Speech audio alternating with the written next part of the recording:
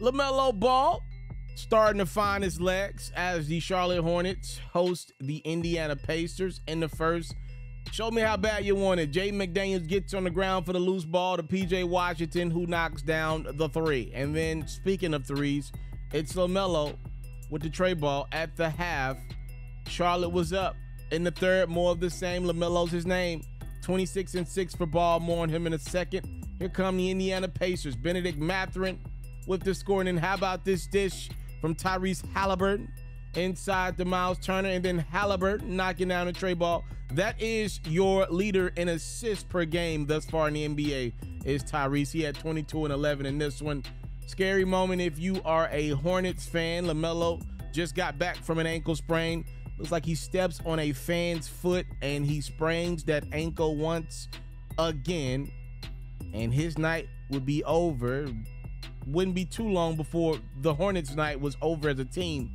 They lose by 12 at home, 125-113. Man, Lamelo Ball cannot buy a break with that courtside injury, clearly an accident. So here's a quick story, FERRO story, a little FERRO fact here. For those who don't know, I am a graduate of the University of Tennessee. I'm from Memphis, but I did go to Tennessee and Knoxville. I'm a hustler. So when I got to Tennessee, I realized, oh my God, the door is wide open for me to take my hustle to levels that I didn't have as a kid growing up with not a lot of opportunities in Memphis. Okay, so I become a producer with my college, and I realized quickly that nobody's taking these passes to basketball games and football games. So I selfishly took them every week. I don't care if the Tennessee Volunteers basketball team played 2-3 times a week, I was there. Now, I would party afterwards. I would go out afterwards, but I would go to the games and Monday, Wednesday, and Fridays, which is usually when Tennessee, being an SEC school, played. Football season, obviously, that's a Saturday thing, but it's only like 5-6 times a year at home. I'm only bringing this up to say I have been a courtside photographer, not for a NBA team or not for the NBA, but I did it a lot in college. So I understand the gaps and the distance between the players and the photogs and videographers. I've always thought to myself, like, yo, when are we going to change the distance? Because, like, the way cameras are trending, you would think the photographers and videographers could scoot a step or two back as long as nobody's in front of them.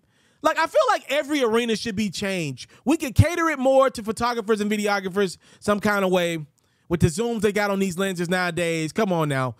2-3 feet won't hurt them that much on a shot. Also, with the fans and the courtside tickets, can we scoot them back a couple steps?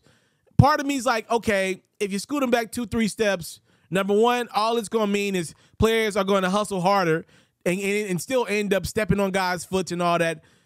And second thing, will people that pay these courtside tickets not want to pay them anymore? Oftentimes, these are people that got bread, and they want to be close to athletes because a lot of these people are the NBA players in their livelihoods, right? Whatever they do for a living. And often, and a lot of this is company-based. These people that sit on the front row of these games, oftentimes, they want to talk to players. They want to chit-chat with them. They want to feel like they're part of the in-crowd. They want to be on television. I mean, you're paying upcharges 4 or 5 times the amount, oftentimes, of the person in the row behind you, literally right behind you, right? So I get the game. I just see too many examples of potential injuries. Like a couple of days ago, I saw a game. I forgot who was playing, but a drink wasted and the player pretty much slipped on the drink. I'm watching DJ Khaled in Miami. He's got a pillow on the court because he's got new shoes that he's promoting, and I guess he didn't want the shoes to be on the court even though he walked in with the shoes on. I'm a little confused in that. But again, a pillow can be problematic. A player could not see a pillow coming and trip over a pillow or something along the line. Like, these are all things that could be problematic to the players, which is the most important piece. The Charlotte Hornets, I'm sure today, are pissed. That just hurt their bottom line because LaMelo's likely going to miss some games behind a simple sprain of the ankle. I don't know where you go with this one. Again, you think something's got to be done, but you still want people buying tickets. You still want the top reporters at your games, but how do you satisfy that when the most important thing is the product on the court, it's the players, and you got guys like LaMelo Ball stepping on fans' ankles?